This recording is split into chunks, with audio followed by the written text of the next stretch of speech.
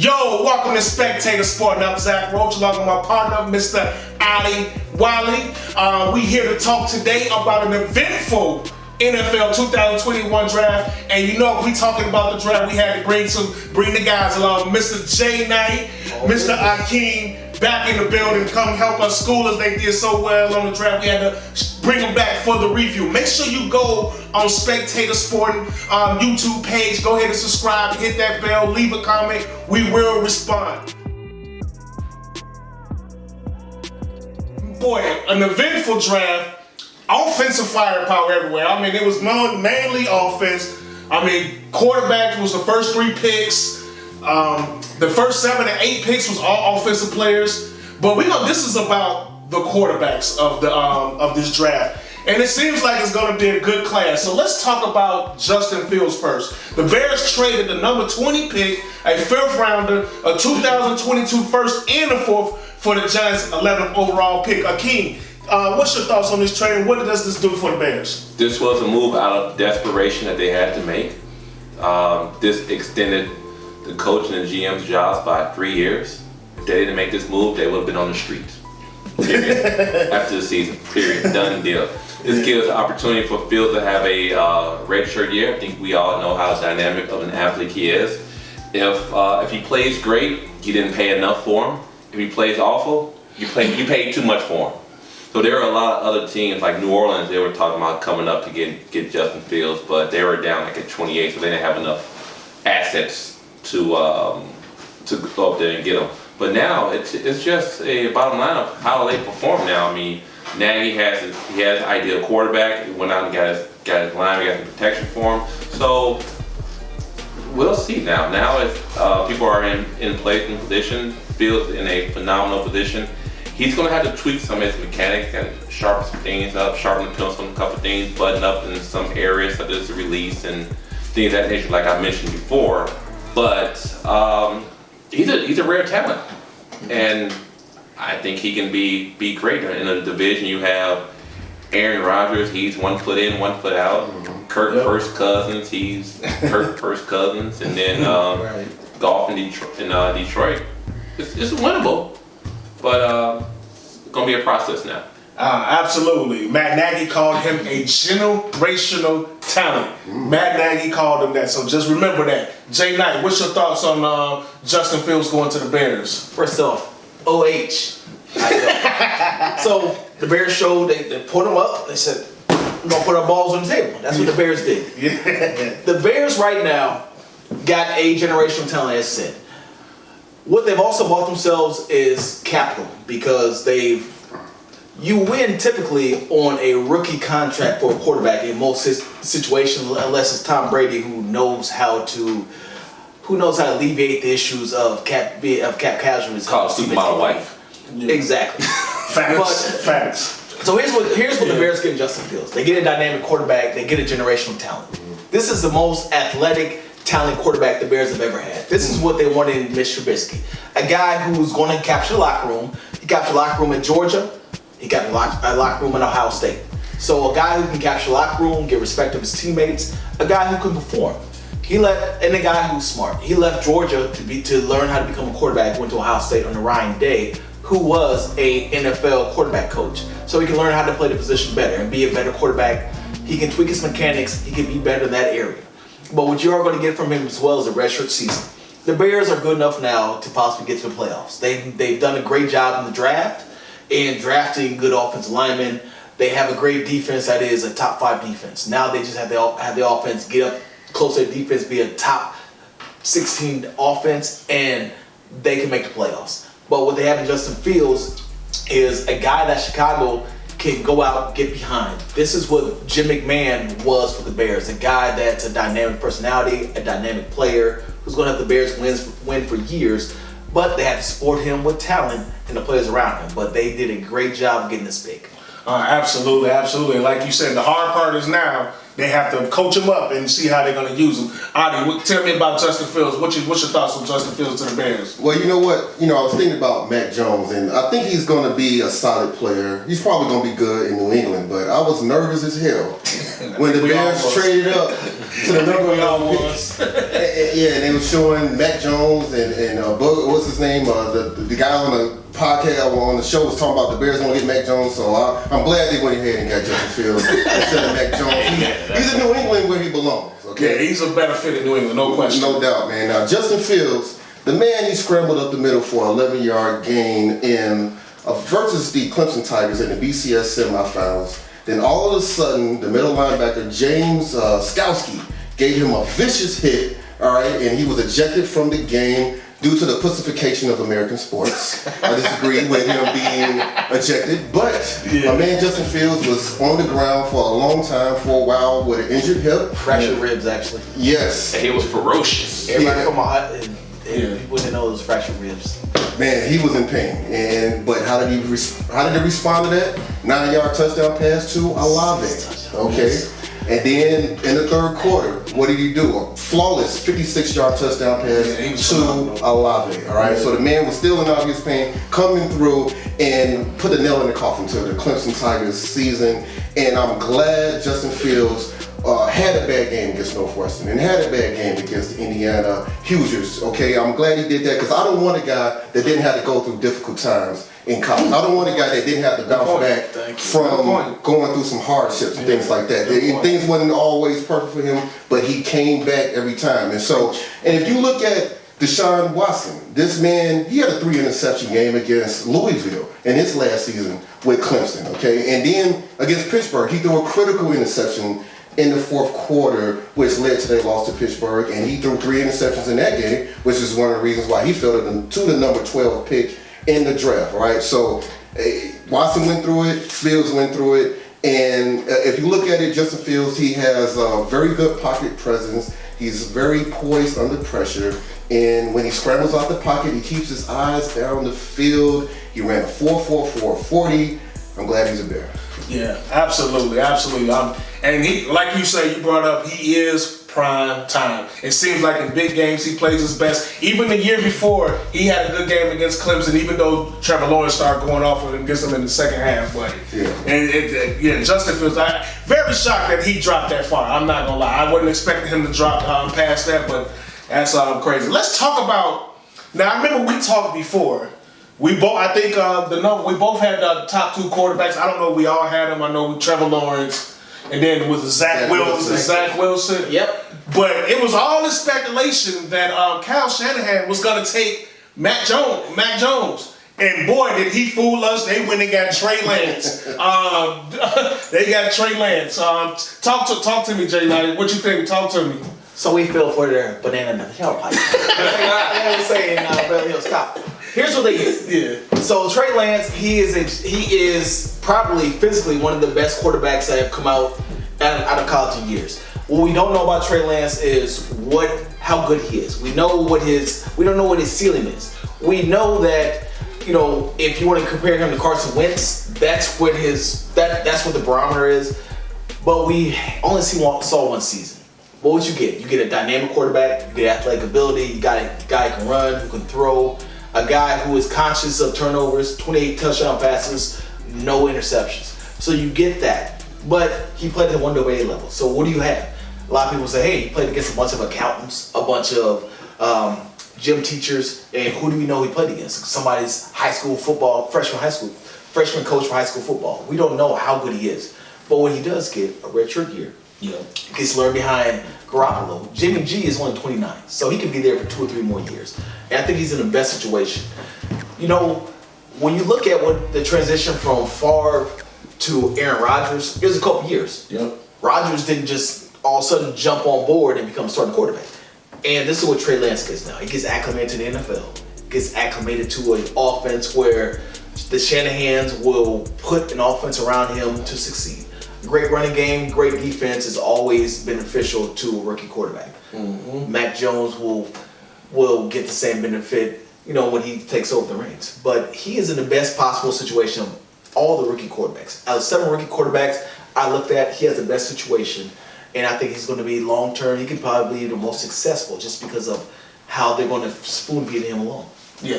Quick question to you. What you think was the biggest difference from them taking Mac Jones, taking Trey Lance over Mac Jones? What do you think was the deciding factor in that? Two things. First of all, Mac Jones has a dad body. My bad for all my Bama fans who roll tide, but he has a dad body. He's never been through adversity, and a lot of people could succeed on Alabama. But when you have a guy who is possible, once again, I hate using this phrase, but a generational talent, physically the best quarterback that the 49ers have had since Steve Young and Colin Kaepernick, maybe physically better than Colin Kaepernick, you have to go for it. Mac Jones is just another guy out there. Okay. But Trey Lance could be a dude. And I think as an NFL team, as your quarterback, you want a leader, you want a dude. And that's what they get. Understood. Got it. Akeem, same question to you. What's up? What you feel about Trey Lance going number 3? Actually, I'm going to go backwards a little bit. I'm going to answer the question what separated Mac Jones from Trey Lance. Right. The more I thought about it. So you guys remember when San Francisco, they were in the Super Bowl, Jimmy G played a great game, but he missed that one pass, right? Yep. So There you go. Here's the thing. Kyle was probably thinking, all right, I need a quarterback who can get me out of bad situations. So think of Russell Wilson, like when he runs on 3rd and 7, he'll get you 12 yards, 3rd and 5, he'll get you 7 yards.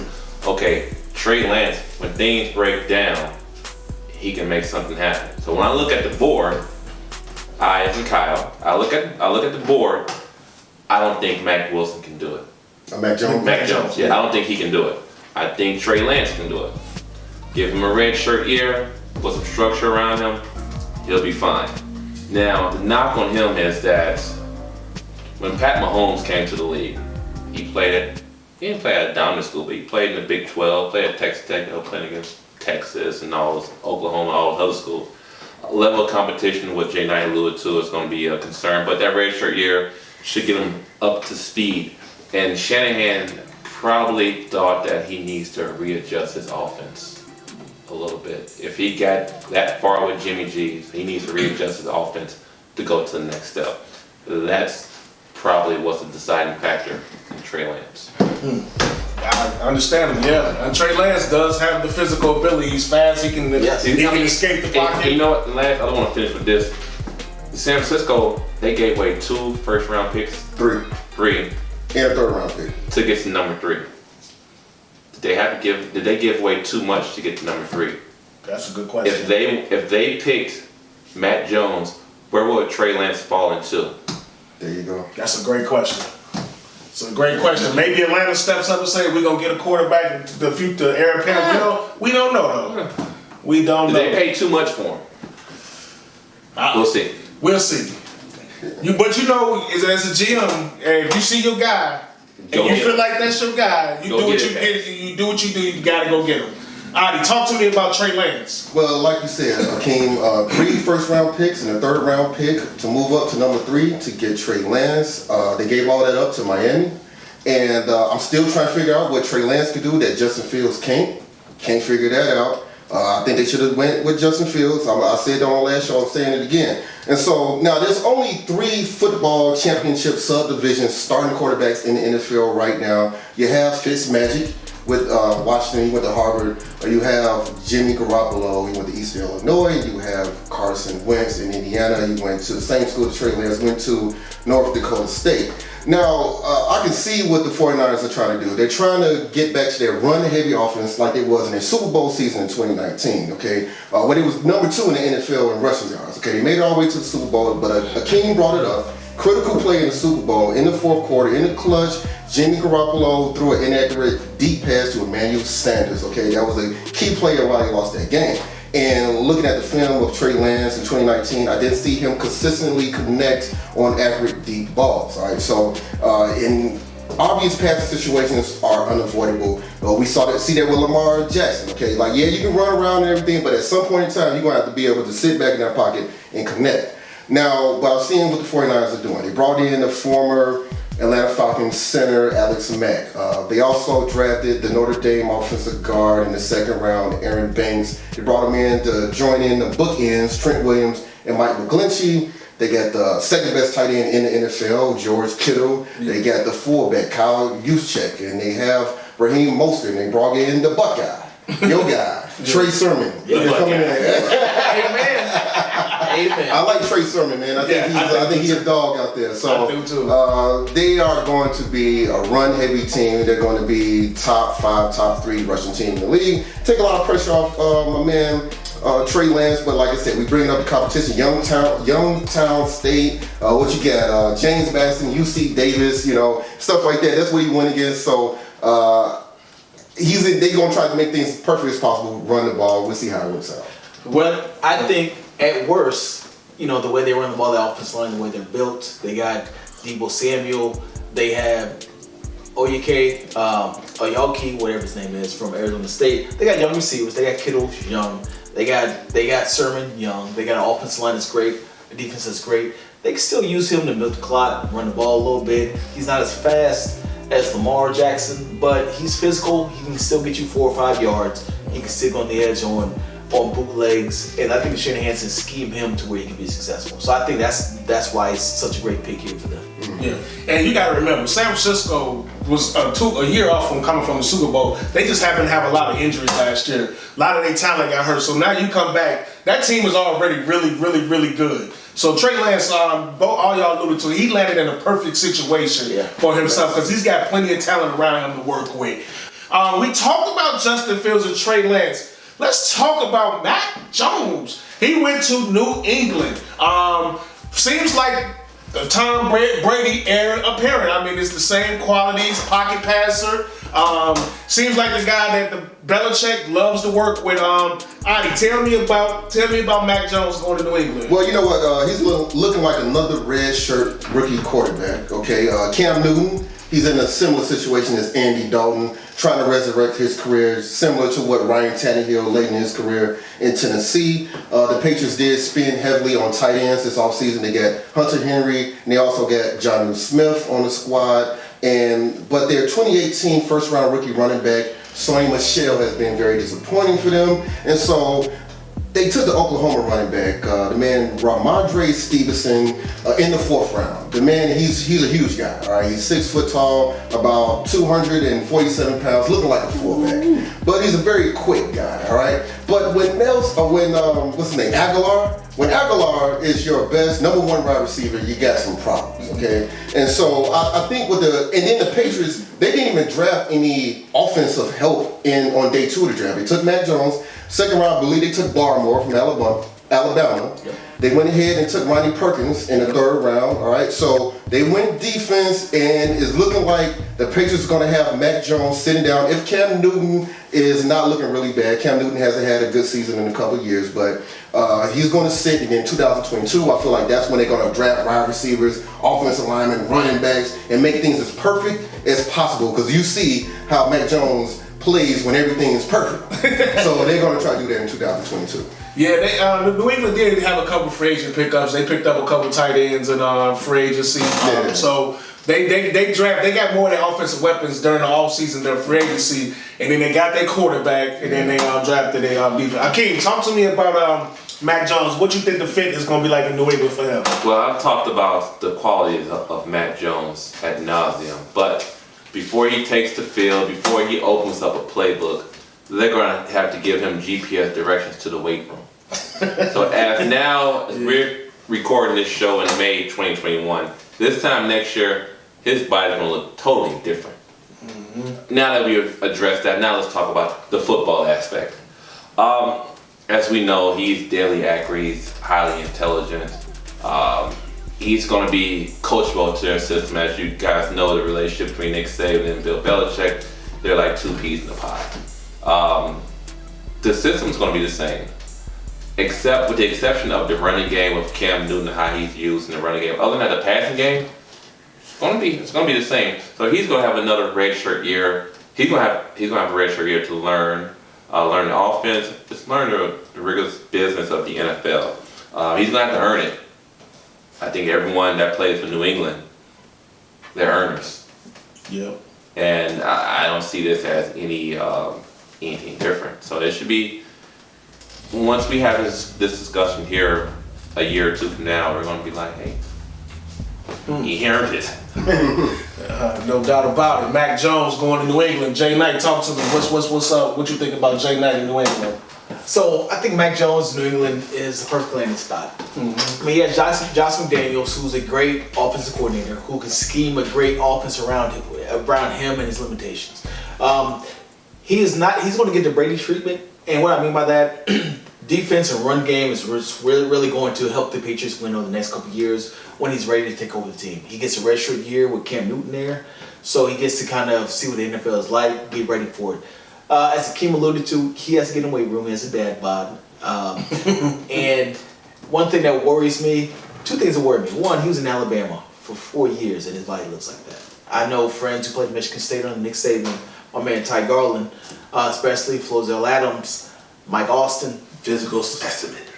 Shout out to y'all. And they will all say, hey, you get in Nick Saban's program, you're going to be in great shape. I look at his dad bod celebrating national championship game. I'm like, he has to be more diligent in the weight room. But he did have a cigar after the game that he won.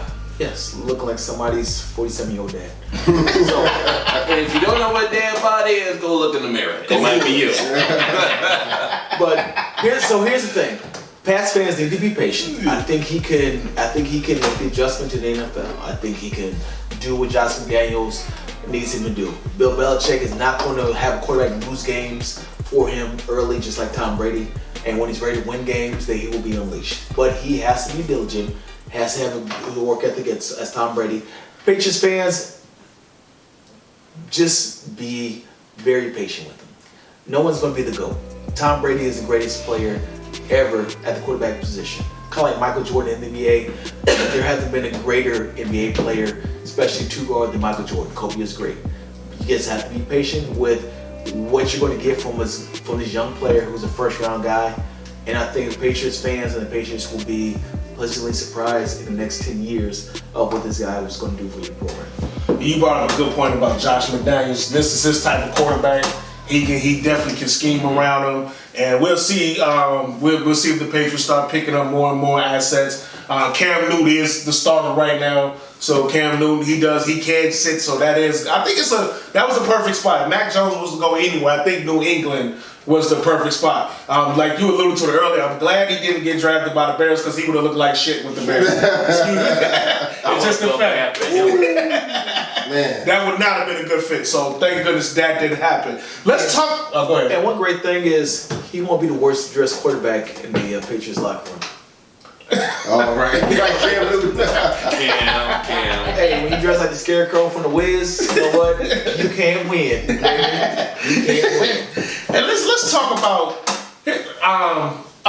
Zach Wilson exploded on people's draft boards. I don't know if at the beginning of the college season last year, if he was going to be ready to be the number 2 quarterback and coming out in the draft, but he worked himself up at BYU. Through 33 touchdowns, 3 interceptions last year. It was phenomenal last year. This is what it is. He had a great year. But now he's going to the Jets. He's going to Broadway. And you know the pressure, you know the media, you know how it is in New York. Chicago's a big stage. New York is even a bigger stage. King, what are you expecting from Zach Wilson with the Jets? Well, as I mentioned on the previous episode, this is my number 2 quarterback. He has all the skill sets to be an elite quarterback. New coaching staff, new structure. A lot of this is going to be around structure, offense. By the way, you got to go see New England twice a year. Mm-hmm. You got to see Brian Flores in Miami twice a year. Ooh. You got to deal with Buffalo twice a year. Ooh, that's cool. That's a garland right there. So that's a garland. It's a tough division. Yeah. It's tough. But, all the teams, they've got the guy that they wanted as far as quarterback. They went out, all the quarterbacks, they've got the guy that they wanted. But Wilson is the guy. Now, is he going to be able to move the needle in year 1? I don't know. It's going to be a combination of the structure around him. What kind of offense are going to run with the offensive coordinator? New head coach, new offensive coordinator, new defensive coordinator. What's that team going to be like? Of course, he's going to be the face of the team. So that's going to be, and can he handle adversity? I've lived and worked in New York, and they want to win like yesterday. Yep. So it's going to be tough. I think he may have the toughest Toughest road. Yeah, because that team was really not good, and There's a reason that he picked number 2, by the way. exactly, that team's terrible. So Zach Wilson's got his hands full, Adi. So what do you expect? What are you expecting from Zach Wilson with the Jets? Well, like you kind of alluded to it, Roach. Zach Wilson, he had a spectacular season last year, very spectacular. But in September of 2019, he injured his thumb and he missed 6 weeks of football that year. And in that 2019 season, he threw 9 interceptions and 11 touchdowns. And so that's why he's trying to shake that one season wonder label he got going on. But he was incredible last season. And like Akeem was talking about, he has a big challenge. I think that my man Zach Wilson and Justin Fields has the biggest challenge amongst the rookie quarterbacks in this draft. We know the Chicago Bears got the worst quarterback history of all time, but the Jets are not too far behind them. They do have Joe Namath from the 60s. Joe Namath. They had Ken O'Brien in the 80s. Ken O'Brien was a good corner. He was very good, and they had Boomer Esiason. But that was the end of his career. He only played 3 years with the Jets. They had Testaverde. Vinny Testaverde. From the U, baby. They went to an AFC Championship game with Vinny Testaverde with Bill Simonson, Marcel's coaching. The original, that's my quarterback, Keyshawn Johnson, baby. Vinny Testaverde and Boomer Esiason, that's a long time. Hey, by the way, they had to do with the butt fumble. They went to the AFC Sanchez, game. Mark Sanchez. Yeah, he was number 6 pick. Oh, come on, man. He was no, I ain't putting him on. He won some playoff games, but he did. We gonna put Rex Grossman on the list because he went to the Super Bowl? No. All right, so he got to end some quarterback failure drop going on, Zach Wilson. But it looks like the Jets learned from their mistakes, their roster building mistakes with Sam Darnold. And looks like their 38-year-old running back, Frank Gore, it won't be coming back. I don't know if he's going to retire. So they drafted the North Carolina running back, Michael Carter. Yeah. They got him.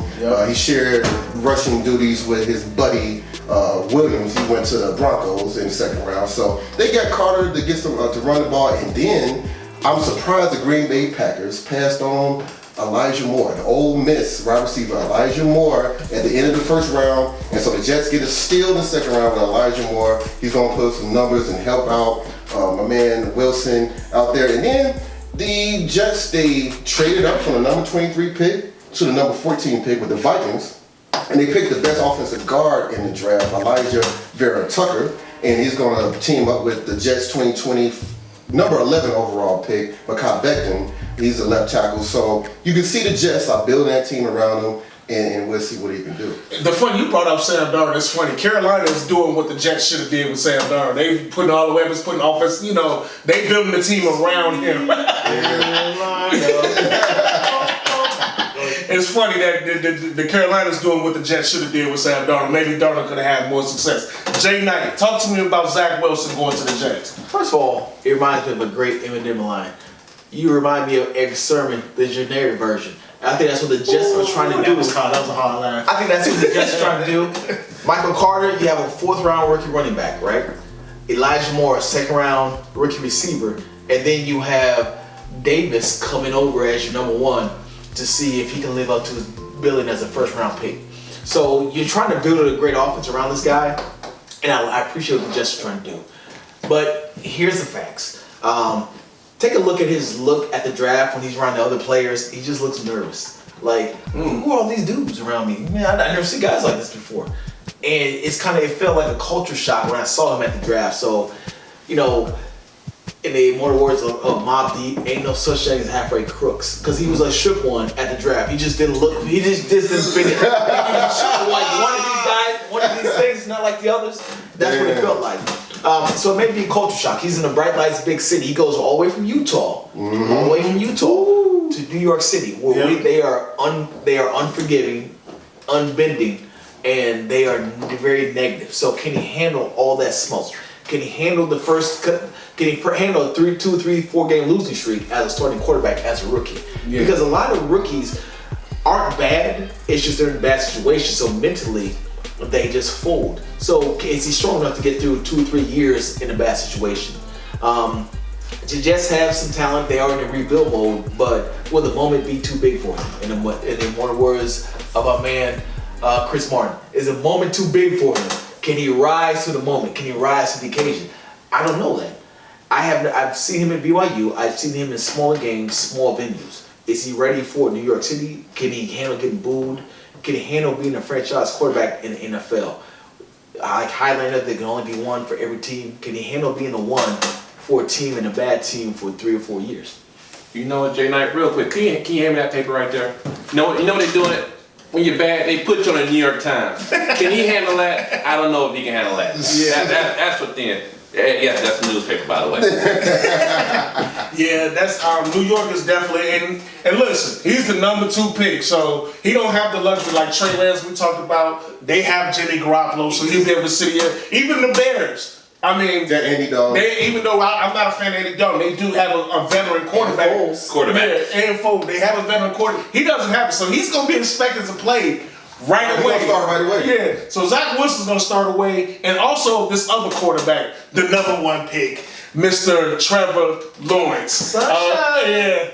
Hey, listen, this dude is gonna be a star in my opinion. I ain't gonna lie. I expect big things out of Trevor Lawrence. Jay Knight, talk to me about Trevor Lawrence. What are you expecting him from his rookie season? And like Rob Bates said, joy and pain, sunshine and rain. This is too weak. Thank you for brought Rob Bates to the show. Thank you. Not for the old school, for the new. Or the blue do what you. Look, they have a rookie quarterback. They have a rookie coach who's an offensive-minded coach. Urban Meyer is a very intelligent coach. He came back to football because he wanted to coach this guy, this generational talent. This is a truly generational talent where you can't compare him to anybody we've ever seen in the NFL draft. We have been waiting on Trevor Lawrence since 2017 to get into the NFL, see what he's going to do. So what I see for him, 7-9 season, 8-8 season, they had talent around him for receivers, good offensive line, a run game with 2 very good running backs. So they gave him the tools to succeed. I think he's going to have 3,500 yards, 26 touchdowns, 12 interceptions. That's why I see season from Trevor. He's going to embed himself in the community. He's going to make himself a part of the culture, and his teammates are going to love him. He was a guy with Justin Fields who brought college football back. Yep. And that's when you got to appreciate the leadership skills. He's a guy who, as a freshman, said, you know what? Deshaun Watson left. I'm here. I'm going to be your guy. He about the incumbent, Brian, at Clemson, and said, look, I'm going to lead you guys to the national championship. Just trust me. Let me lead. Jump on the bandwagon, and we're going to win this title. They beat Bama. You don't beat Bama if you're not destined for greatness. Yeah. So I expect great things out of Trevor Lawrence. And the great thing about him, if they're not great after the first 2 or 3 years, it's on Urban Meyer. He still gets 4 or 5 years to pan out and be a great quarterback. So that's what the great thing about him. And I look at his past similar to Troy Aikman with less losing initially, where they build around him a lot of draft picks, a lot of talent, and eventually they get to a championship game. All right. So what would be? I'm gonna ask you, Kim. You can answer this too. So what's a real expectation for? Okay, so we know he's a rookie. What's a real expectation? Because when you're the number 1 quarterback picking, and not only the number 1 quarterback, the first pick, they expect playoffs or Super Bowl. So how long before you think we have to wait for that from Trevor Lawrence? I say 2 to 3 years in that division. First of all, because you have Tennessee that's been pretty good. You have Houston that's a dumpster fire but has a great quarterback, and you have the Colts who might just be a quarterback away with Carson Wentz from getting to the Super Bowl. So you have talent in that division. But I think Trevor Lawrence, because he's on a rookie contract, you have the ability to not only draft around him with draft capital, but you're going to have financial capital with money that's going to be in the bank with his contract. I think in 3 or 4 years, it can still be the same plan with Andrew Luck, where the Colts suck for luck, and you can still be on the same plane where season 3 and 4, you start getting playoffs and start having bigger visions of greatness from there. Yeah, and you brought up Luck. He's the best prospect to me since Andrew Luck. I think we knew Andrew Luck was going to be good. I got the same feeling from Trevor Lawrence. Talk to me, Keem, about Trevor Lawrence going to the Jaguars. Well, I'm not going to allude on the surrounding talent because Jay Knight already discussed that. I will say one thing. Duval. They're going to get busy. 5-year deal, option to pick up the 5th-year option. Ability to build talent around them. New head coach. I mean, Urban Meyer. We know what he's done from Bowling Green to Florida, Ohio State. Don't forget Utah. Utah as well. Track record speaks for itself. Yeah, track record speaks for itself. He has an impressive resume in the college ranks, and his time off allowed him to adapt to the pro style. So he's done his research. He's ready for the challenge. The offense is going to be the old Detroit Lions head coach, Darrell Bevell, running his offense. But it's going to have Urban Meyer's footprint all over it. So it's going to look like they're back at Clemson again. Mm-hmm. They brought an old running buddy, Trevor Etienne, there too as well. So it's going to be, I think, 4 to 5 years. They're going to be there. That division, Jay Knight, you alluded to, Houston, we know what's going on there. So not going to dive into that. Tennessee, they're there. They went 11-5 last year. They're 11-5. They're no slouch. Their window is now, though. They better. Yeah, Their window is now. And then Indy, you don't know what Carson's going to do. So you do have a window in that division to kind of go on a phenomenal tear.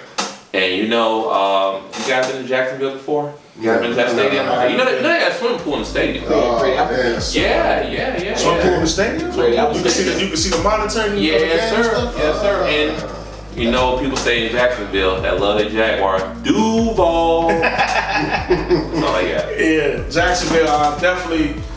The Jets winning those couple games at the end of the year, unfortunately, he put the Jaguars in this position. Adi, talk to me about Trevor Lawrence. What is it going to look like with him with the Jags now? I mean, the number one quarterback. He's been the number one quarterback for the last 3 years. As Jay Knight, talk to us about it. Yeah, man. I want to see if we can turn the water into wine. I want to see how good he is. But you know what? I was surprised that the Jaguars picked Roach's favorite safety in the draft in the 3rd round, Andre Cisco.